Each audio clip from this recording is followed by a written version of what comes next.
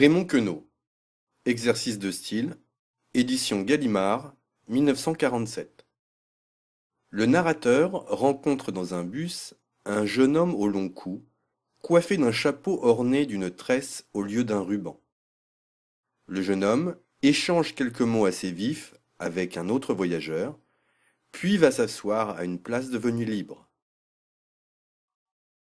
Un peu plus tard, le narrateur rencontre le même jeune homme en grande conversation avec un ami qui lui conseille de faire remonter le bouton supérieur de son pardessus. Cette brève histoire est racontée 99 fois de 99 manières différentes. Mise en image, portée sur la scène des cabarets, elle a connu un succès extraordinaire. Exercice de style est l'un des livres les plus populaires de Queneau. Extrait. Notation. Dans l'Est, à une heure d'affluence. Un type dans les 26 ans, chapeau mou avec cordon remplaçant le ruban, cou trop long comme si on lui avait tiré dessus. Les gens descendent. Le type en question s'irrite contre un voisin. Il lui reproche de le bousculer chaque fois qu'il passe quelqu'un. Ton pleurnichard qui se veut méchant. Comme il voit une place libre, se précipite dessus. 2 heures plus tard, je le rencontre cours de Rome, devant la gare Saint-Lazare. Il est avec un camarade qui lui dit « Tu devrais mettre un bouton supplémentaire à ton pardessus. » Il lui montre où, à l'échancrure, et pourquoi. Surprise. Ce que nous étions serrés sur cette plateforme d'autobus. Et ce que ce garçon pouvait avoir l'air bête et ridicule. Et que fait-il?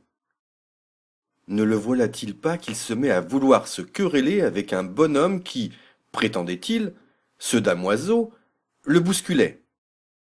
Et ensuite, il ne trouve rien de mieux à faire que d'aller vite occuper une place laissée libre au lieu de la laisser à une dame. 2 heures après, devinez qui je rencontre devant la gare Saint-Lazare? Le même Godelureau, en train de se faire donner des conseils vestimentaires par un camarade. À ne pas croire. Pronostication. Lorsque viendra midi, tu te trouveras sur la plateforme arrière d'un autobus où s'entasseront des voyageurs parmi lesquels tu remarqueras un ridicule jouvenceau. Cou squelettique et point de ruban au feutre mou. Il ne se trouvera pas bien, ce petit. Il pensera qu'un monsieur le pousse exprès chaque fois qu'il passe des gens qui montent ou descendent. Il le lui dira, mais l'autre ne répondra pas, méprisant. Et le ridicule jouvenceau, pris de panique, lui filera sous le nez vers une place libre. Tu le reverras un peu plus tard, cours de Rome, devant la gare Saint-Lazare. Un ami l'accompagnera, et tu entendras ces paroles. Ton pardessus ne croise pas bien. Il faut que tu aies fasses ajouter un bouton. L'arc-en-ciel. Un jour, je me trouvais sur la plateforme d'un autobus violet. Il y avait là un jeune homme assez ridicule, cou indigo, cordelière au chapeau. Tout d'un coup, il proteste contre un monsieur bleu. Il lui reproche notamment, d'une voix verte, de le bousculer chaque fois qu'il descend des gens. Ceci dit, il se précipite vers une place jaune pour s'y asseoir. 2 heures plus tard, je le rencontre devant une gare orangée. Il est avec un ami qui lui conseille de faire ajouter un bouton à son pardessus rouge. Hésitation. Je ne sais pas très bien où ça se passait. Dans une église, une poubelle, un charnier, un autobus peut-être. Il y avait là, mais qu'est-ce qu'il y avait donc là? Des œufs, des tapis, des radis, des squelettes? Oui, mais avec encore leur chair autour, et vivants. Je crois bien que c'est ça. Des gens dans un autobus. Mais il y en avait un ou deux qui se faisaient remarquer, je ne sais plus très bien par quoi. Par sa mégalomanie, par son adiposité, Par sa mélancolie? Mieux, plus exactement, par sa jeunesse ornée d'un long nez, menton, pouce, non, cou, et d'un chapeau étrange, étrange, étrange. Il se prit de querelle, oui, c'est ça, avec sans doute un autre voyageur, homme ou femme, enfant ou vieillard. Cela se termina, cela finit bien par se terminer, d'une façon quelconque, probablement par la fuite de l'un des deux adversaires. Je crois bien que c'est le même personnage que je rencontrais, mais où? Devant une église? Devant un charnier? Devant une poubelle? Avec un camarade qui devait lui parler de quelque chose. Mais de quoi? De quoi? De quoi? Précision. Dans un autobus de la ligne S, long de 10 mètres, large de 2 mètres 10, haut de 3 mètres 50, à 3 km 600 de son point de départ, alors qu'il était chargé de 48 personnes, à 12h17, un individu de sexe masculin, âgé de 27 ans, 3 mois, 8 jours, taille de 1,72 m et pesant 65 kg, et portant sur la tête un chapeau haut de 17 cm, dont la calotte était entourée d'un ruban long de 35 cm, interpelle un homme âgé de 48 ans, 4 mois, 3 jours et de taille 1,68 m et pesant 77 kg, au moyen de 14 mots dont l'énonciation dura 5 secondes et qui faisaient allusion à des déplacements involontaires de 15 à 20 mm. Il va ensuite s'asseoir à quelques 2 mètres 10 de là. 118 minutes plus tard, il se trouvait à 10 mètres de la gare Saint-Lazare, entrée banlieue, et se promenait de long en large sur un trajet de 30 mètres avec un camarade âgé de 28 ans, taille 1,70 m et pesant 71 kg, qui lui conseilla, en 15 mots, de déplacer de 5 cm, dans la direction du zénith, un bouton de 3 cm de diamètre. Négativité. Ce n'était ni un bateau, ni un avion, mais un moyen de transport terrestre. Ce n'était ni un matin, ni le soir, mais midi. Ce n'était ni un bébé, ni un vieillard, mais un homme jeune. Ce n'était ni un ruban, ni une ficelle, mais du galon tressé. Ce n'était ni une procession, ni une bagarre, mais une bousculade. Ce n'était ni un aimable, ni un méchant, mais un rageur. Ce n'était ni une vérité, ni un mensonge, mais un prétexte. Ce n'était ni un debout, ni un gisant, mais un voulant intraci. Ce n'était ni la veille, ni le lendemain, mais le jour même. Ce n'était ni la gare du Nord, ni la gare du PLM, mais la gare Saint-Lazare. Ce n'était ni un parent, ni un inconnu, mais un ami. Ce n'était ni une injure, ni une moquerie, mais un conseil vestimentaire. Analyse logique. Autobus. Plateforme. Plateforme d'autobus. C'est le lieu. Midi. Environ. Environ midi. C'est le temps. Voyageur. Querelle. Une querelle de voyageurs. C'est l'action. Homme jeune. Chapeau. Long cou maigre. Un jeune homme avec un chapeau et un galon tressé autour. C'est le personnage principal. Kidam. Un kidam. Un kidam. C'est le personnage second. Moi. Moi. Moi. C'est le tiers personnage narrateur. Mot.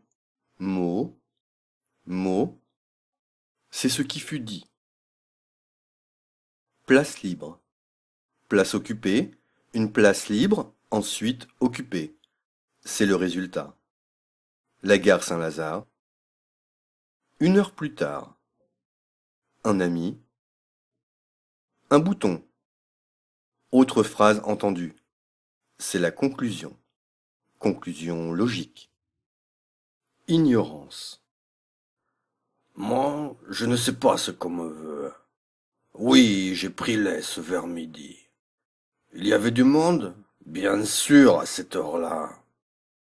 Un jeune homme avec un chapeau mou? C'est bien possible. Moi, je n'examine pas les gens sous le nez. Je m'en fous. Une espèce de galon tressé autour du chapeau. Je veux bien que ce soit une curiosité, mais moi, ça ne me frappe pas autrement. Un galon tressé, il serait querellé avec un autre monsieur? C'est des choses qui arrivent. Et ensuite, je l'aurais de nouveau revu 1 heure ou 2 plus tard. Pourquoi pas? Il y a des choses encore plus curieuses dans la vie. Ainsi, je me souviens que mon père me racontait souvent que... Passé simple. Ce fut midi. Les voyageurs montèrent dans l'autobus. On fut serré. Un jeune monsieur porta sur sa tête un chapeau entouré d'une tresse, non d'un ruban. Il eut un long cou. Il se plaignit auprès de son voisin des bousculades que celui-ci lui infligea. Dès qu'il aperçut une place libre, il se précipita vers elle et s'y assit. Je l'aperçus plus tard devant la gare Saint-Lazare. Il se vêtit d'un pardessus et un camarade qui se trouvait là lui fit cette remarque. Il fallut mettre un bouton supplémentaire. Imparfait. C'était midi. Les voyageurs montaient dans l'autobus. On était serrés. Un jeune monsieur portait sur sa tête un chapeau qui était entouré d'une tresse et non d'un ruban. Il avait un long cou. Il se plaignait auprès de son voisin des bousculades que ce dernier lui infligeait. Dès qu'il apercevait une place libre, il se précipitait vers elle et s'y asseyait. Je l'apercevais plus tard, devant la gare Saint-Lazare. Il se vêtait d'un pardessus et un camarade qui se trouvait là lui faisait cette remarque. Il fallait mettre un bouton supplémentaire. Alexandrin. Un jour, dans l'autobus qui porte la lettre S, je vis un foutriquet de je ne sais quelle espèce qui râlait bien qu'autour de son turban, il y eût de la tresse en place de ruban. Il râlait ce jeune homme à l'allure insipide, au col démesuré, à la laine putride, parce qu'un citoyen qui paraissait majeur le heurtait, disait-il, si quelque voyageur se hissait haletant et poursuivi par l'heure, espérant déjeuner en sa chaste demeure. Il n'y eut point d'esclandre, et le triste quidam courut vers une place et s'assit sottement. Comme je retournais direction rive gauche, de nouveau j'aperçus ce personnage moche, accompagné d'un zèbre imbécile et dandy, qui disait « Ce bouton, faut pas le mettre ici. » Moi, je comprends ça. Un type qui s'acharne à vous marcher sur les pinglots, ça vous fout en rogne. Mais après avoir protesté à aller s'asseoir comme un péteux, moi je comprends pas ça. Moi j'ai vu ça l'autre jour sur la plateforme arrière d'un autobus S. Moi je lui trouvais un coup un peu long à ce jeune homme. Et aussi bien rigolote cette espèce de tresse qu'il avait autour de son chapeau. Moi jamais j'oserais me promener avec un couvre-chef pareil. Mais c'est comme je vous le dis. Après avoir gueulé contre un autre voyageur qui lui marchait sur les pieds, ce type est allé s'asseoir sans plus. Moi, je lui aurais foutu une baffe à ce salaud qui m'aurait marché sur les pieds. Il y a des choses curieuses dans la vie. Moi je vous le dis, il n'y a que les montagnes qui ne se rencontrent pas. 2 heures plus tard, moi je rencontre de nouveau ce garçon. Moi je l'aperçois devant la gare Saint-Lazare. Moi, je le vois en compagnie d'un copain de sa sorte qui lui disait, moi je l'ai entendu, tu devrais remonter ce bouton-là. Moi je l'ai bien vu. Il désignait le bouton supérieur. Exclamation. Tiens, midi, temps de prendre l'autobus. Que de monde, que de monde. Ce qu'on est serré. Marrant. Ce gars-là, quelle trombine. Et quel coup. 75 centimètres, au moins. Et le galon, je n'avais pas vu. Le galon, c'est le plus marrant, ça. Le galon, autour de son chapeau. Un galon, marrant, absolument marrant. Ça y est, le voilà qui râle. Le type, au galon, contre un voisin. Qu'est-ce qu'il lui raconte? L'autre, lui aurait marché sur les pieds. Ils vont se fiche des gifles, pour sûr. Mais non, mais si, vas-y, mords-y l'œil, fonce, cogne, mince alors. Mais non, il se dégonfle. Le type, au long cou, au galon, c'est sur une place vide qu'il fonce. Oui, le gars, eh bien, vrai, non, je ne me trompe pas, c'est bien lui, là-bas, dans la cour de Rome, devant la gare Saint-Lazare, qui se balade en long et en large, avec un autre type. Et qu'est-ce que l'autre lui raconte? Qu'il devrait ajouter un bouton. Oui, un bouton à son par-dessus. À son par-dessus. Alors, l'autobus est arrivé. J'ai monté dedans. J'ai vu un citoyen qui m'a saisi l'œil. J'ai vu son long cou et j'ai vu la tresse qu'il y avait autour de son chapeau. Il s'est mis à pester contre son voisin qui lui marchait sur les pieds. Il est allé s'asseoir. Plus tard, je l'ai revu, cour de Rome. Il était avec un copain. Il lui disait, le copain, tu devrais mettre un autre bouton à ton par-dessus. Alors? Vulgaire. L'été un peu plus de midi quand j'ai pu monter dans l'Est. Je monte donc, je paye ma place, comme de bien entendu, et voilà pas qu'alors, je remarque un zozo l'air pied, avec un coup qu'on aurait dit un télescope et une sorte de ficelle autour du galurin. Je le regarde parce que je lui trouve l'air pied quand le voilà pas qui se met à interpeller son voisin.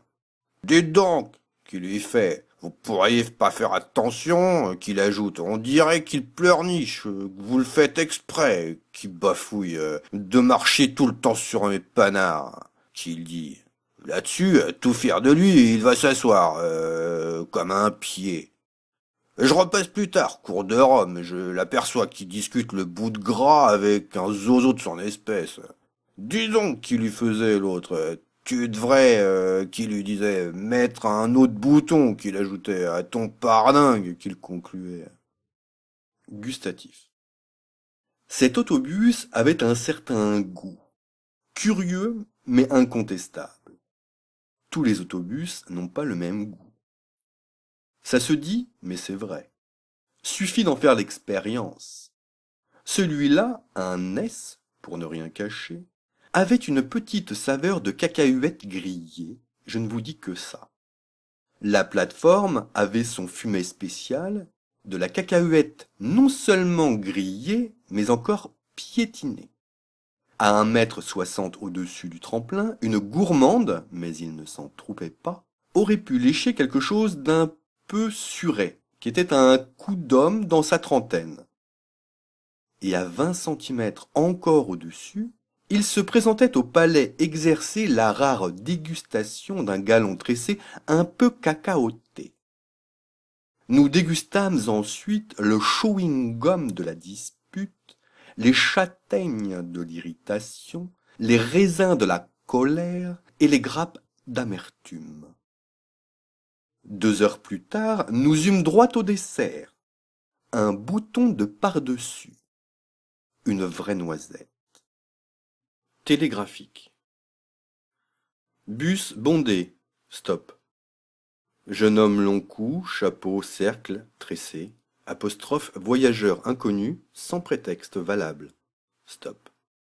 Question doigt, pied, froissé. Contact talon, prétendu volontaire. Stop. Jeune homme abandonne discussion pour place libre. Stop. 14 heures, place Rome, jeune homme écoute conseil. Vestimentaire, Camarade, stop. Déplacer bouton, stop. Signé Arcturus. Anglicisme. Un day, vers midi, je tech le bus et je scie un young man avec une great neck et un hat avec une candle de laisse tressée.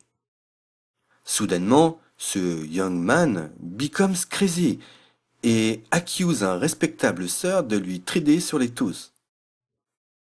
Puis il rena vers un site unoccupé. À une late hour, je le see again. Il voquait up and down devant la Saint-Lazare Station. Un beau lui donnait un advice à propos de Botton. Botanique. Après avoir fait le poireau sous un tournesol merveilleusement épanoui, je me greffai sur une citrouille en route vers le Champéret. Là, je déterre une courge dont la tige était montée en graine et le citron surmonté d'une capsule entourée d'une liane. Ce cornichon se met à enguirlander un navet qui piétinait ses plates-bandes et lui écrasait ses oignons. Mais des dattes, fuyant une récolte de châtaignes et de marrons, il alla se planter en un terrain vierge. Plus tard, je le revis devant la serre des banlieusards. Il envisageait une bouture de pois chiches en haut de sa corolle. Injurieux. Après une attente infecte sous un soleil ignoble, je finis par monter dans un autobus immonde où se serrait une bande de cons. Le plus con d'entre ces cons était un boutonneux au sifflet démesuré qui exhibait un galurin grotesque avec un cordonnet au lieu de ruban. Ce prétentiard se mit à râler parce qu'un vieux con lui piétinait les panards avec une fureur sénile. Mais il ne tarda pas à se dégonfler et se démila dans la direction d'une place vide encore humide de la sueur des fesses du précédent occupant. 2 heures plus tard, pas de chance, je retombe sur le même con en train de pérorer avec un autre con devant ce monument dégueulasse qu'on appelle la gare Saint-Lazare. Il bavardochait à propos d'un bouton. Je me dis, qu'il le fasse monter ou descendre son furoncle, il sera toujours aussi moche, ce sale con. Gastronomique. Après une attente gratinée sous un soleil au beurre noir, je finis par monter dans un autobus pistache où grouillaient les clients comme asticots dans un fromage trop fait. Parmi ce tas de nouilles, je remarquai une grande allumette avec un cou long comme un jour sans pain et une galette sur sa tête qu'entourait une sorte de fil à couper le beurre. Ce veau se mit à bouillir parce qu'une sorte de croquant, qui en fut baba, lui assaisonnait les pieds poulettes. Mais il cessa rapidement de discuter le bout de gras pour se couler dans un moule devenu libre. J'étais en train de digérer dans l'autobus de retour lorsque je le vis devant le buffet de la gare Saint-Lazare, avec un type tarte qui lui donnait des conseils à la flan à propos de la façon dont il était dressé. L'autre en était chocolat. Géométrique. Dans un parallélépipède rectangle se déplaçant le long d'une ligne droite d'équation 84 fois plus S égale Y, un homoïde A présentant une calotte sphérique entourée de 2 sinusoïdes au-dessus d'une partie cylindrique de longueur L supérieure à N, présente un point de contact avec un homoïde trivial B. Démontrer que ce point de contact est un point de rebroussement. Si l'homoïde A rencontre un homoïde homologue C, alors le point de contact est un disque de rayon R supérieur à L. Déterminer la hauteur H de ce point de contact par rapport à l'axe vertical de l'homoïde A.